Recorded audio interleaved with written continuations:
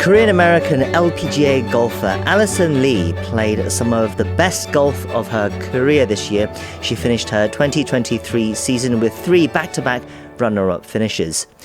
Her golfing career began with an explosive start. She qualified for the US Women's Open at age 14.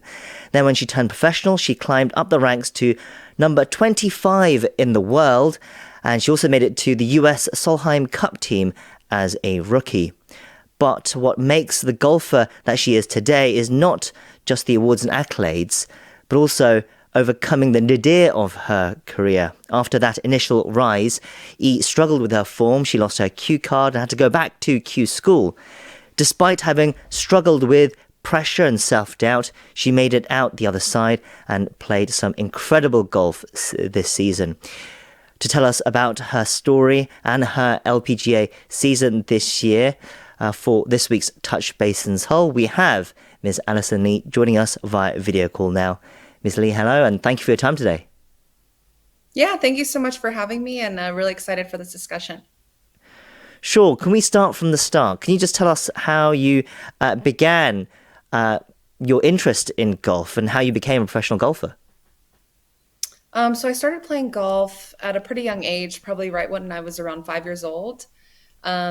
My dad got me into the game of golf. He was a huge golf fan. And yeah, I started my journey pretty young. I played in my very first tournament when I was 7.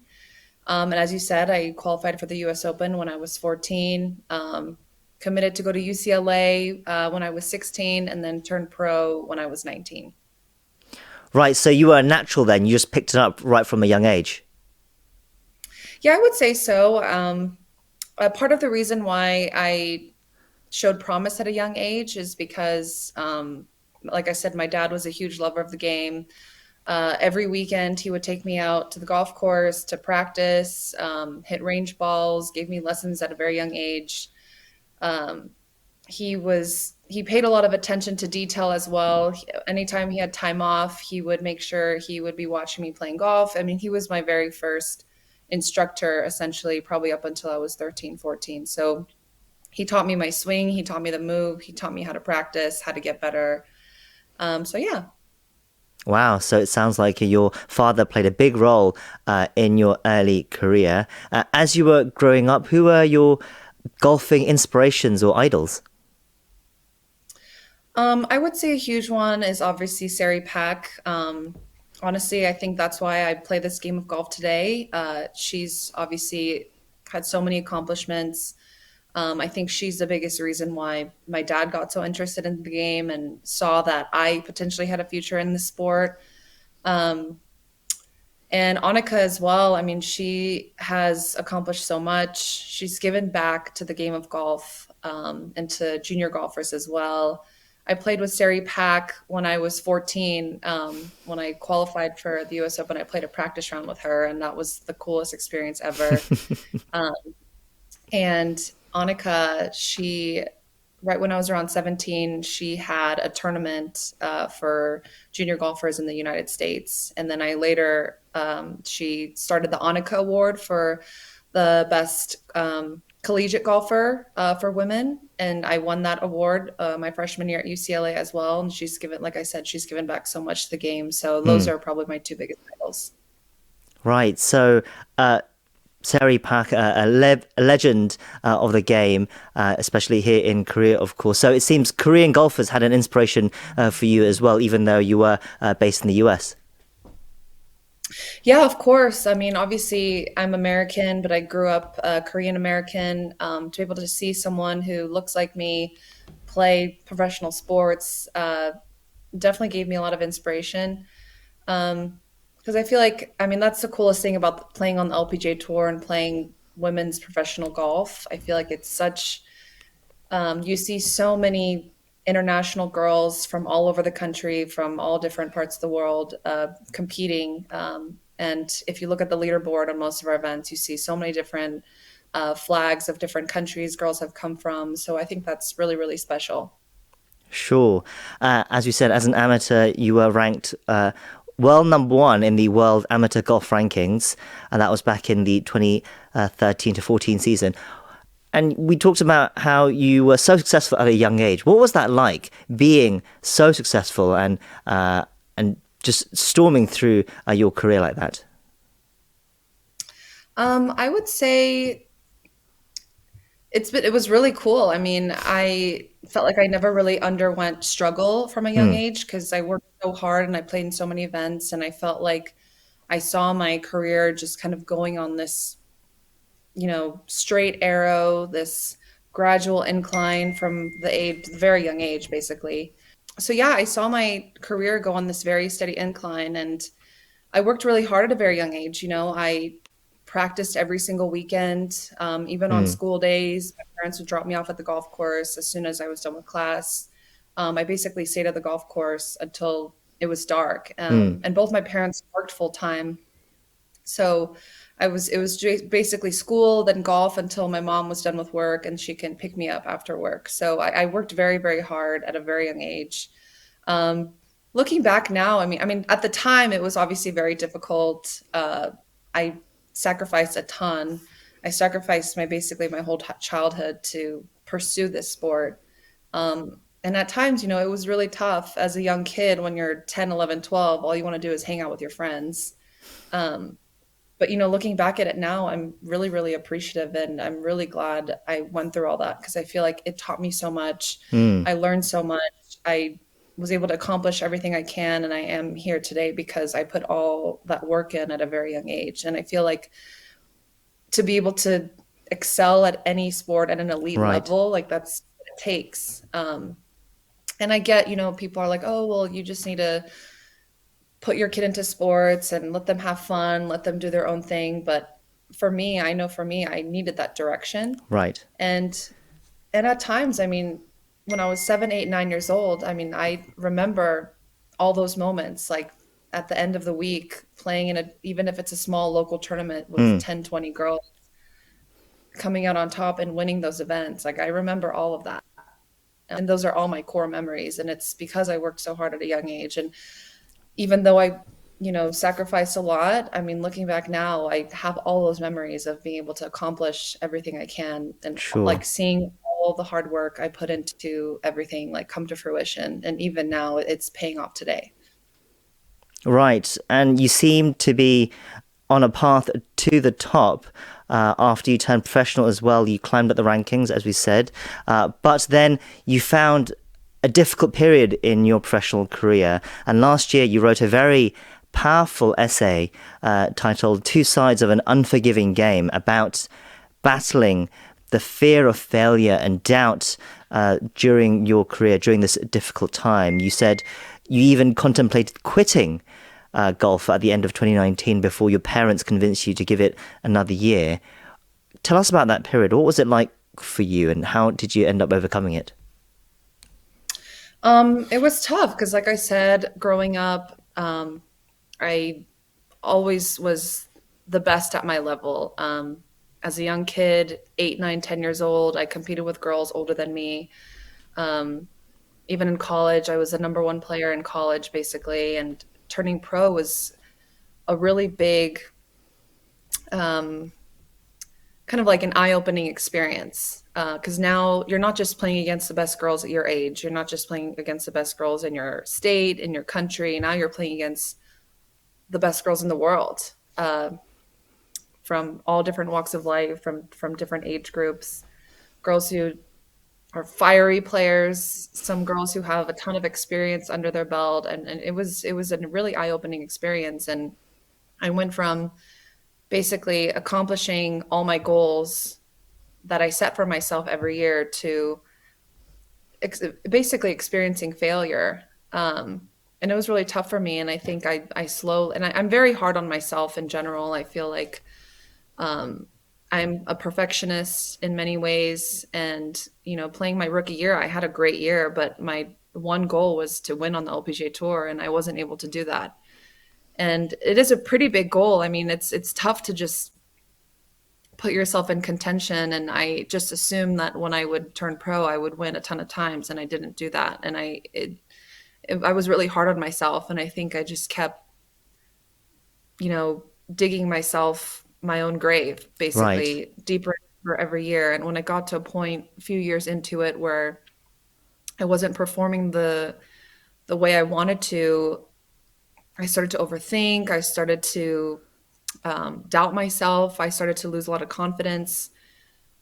Um, yeah, and I just kind of went down this spiral, and I was like, okay, well, what am I doing? Like, why am I Hmm. here? My one goal is to win, and I want to win multiple times, and I haven't done that yet.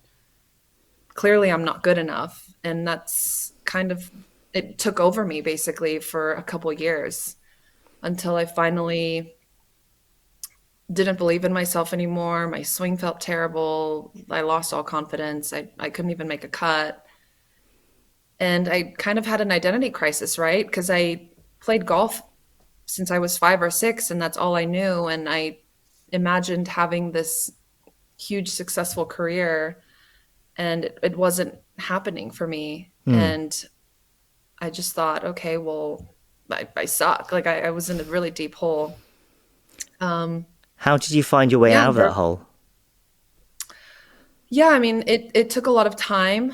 There were a lot of moments where I told a lot of close friends and family that I wanted to step away from the game, maybe start a different career. I had graduated from UCLA as well, so I was like, okay, I have that option.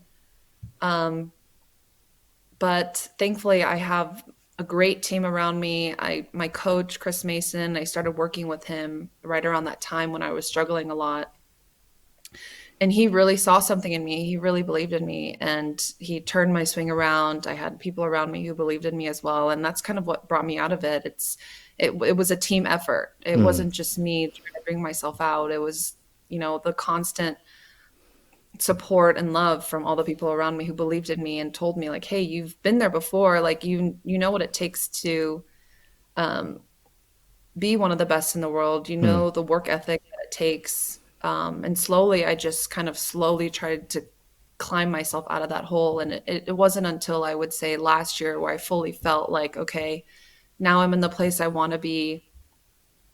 What can I do to take myself to the next level? And I mean, there are still moments and there are still weeks here and there where I still doubt myself once in a while and I don't feel 100% confident. Hmm. Um, but like I said, I mean, it definitely was a team effort. It was the help from friends, family, coaches, um, people who truly saw something in me that I Right. forgot to see in myself. And I imagine it would have been a lot of hard work practicing. That's how what would have got you through it as well on your part. Do you feel that difficult period is behind you now? As you said, you finished this season with your highest ever professional ranking of 20th in the world rankings, and you finished runner-up in multiple events towards the end of the season, including the BMW Ladies Championship held in Korea here in Paju this October. Do you feel you're on a better place now? Yeah, of course. I mean, golf is a weird, crazy game, right? I mean, one day I feel like I can win easily and I can beat every girl standing in front of me, and there are days where you just don't feel it. So yeah, I feel like I'm definitely trending in the right direction. I feel really good about my game. Um, there always still is a little doubt in me. I mean, I'm trying really hard to be super positive and push all those negative thoughts, but you can't help your brain from getting into certain dark places. So that's a battle that I think I will always have to fight every single day for the rest of my career. But yeah, I definitely do feel really good about my game. I feel like something broke through in Korea. That was my best finish in a really long time. And then since then, I've been playing some amazing golf. And unfortunately, our season's basically ended now, so I can't continue that little stretch that I had. But I get some time home, 2 months off, and hopefully I can come back stronger next year because it really ignited a fire in me placing so high and almost getting my first LPGA win in Korea. And I mean, I've been on tour for 9 years. I just finished my ninth season and I still haven't had that win, that goal I had my coming out my rookie year on tour. Hmm. For a long time, I thought I would never win. And I grew to accept that. I would say last year, even beginning of this year, I had a conversation with my coach and I broke down and I told him like I don't think I'll ever win out here. Maybe it's just not for me anymore. But one of my good friends, Megan Kang, this is her, I believe, eighth season as well. And she's an amazing player. I mean, always on the leaderboard, always on top. And she was looking for her first win as well. And she won this year at the Canadian Open. And to see us, share that bond of like, okay, when are we going to win? Almost losing that belief that we could win on tour, and to see her come out on top and finally win this year for the first time, it really ignited like a fire in me. And I thought, wow, like Right. that's so inspiring. I saw her win, and we've been talking about this for so long. I want that to be me next. So yeah, it's been really heartbreaking the last three LPGA events, coming in second place the last three.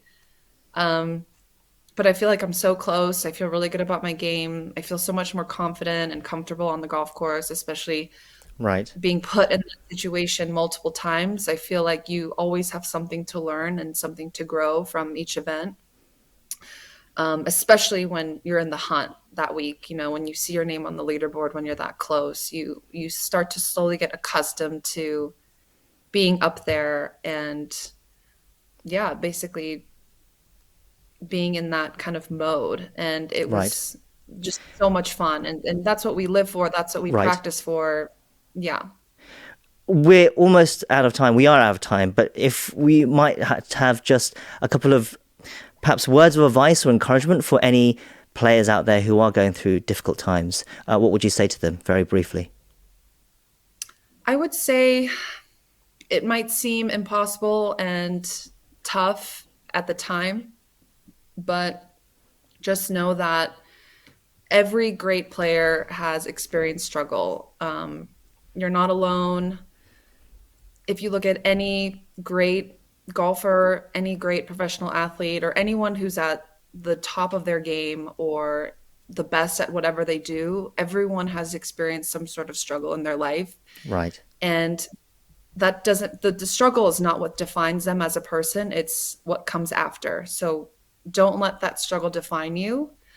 It's about what you do after the struggle and how you make the most of it and what you can do to come back, whether it's giving your all, never giving up. And I mean, even if it's turning it around and finding a new career path, I mean, you just have to learn from Sure. what you are doing in the moment, no matter Sure. how crappy it might seem at the time, because that's not what's going to define your career. It's what comes after.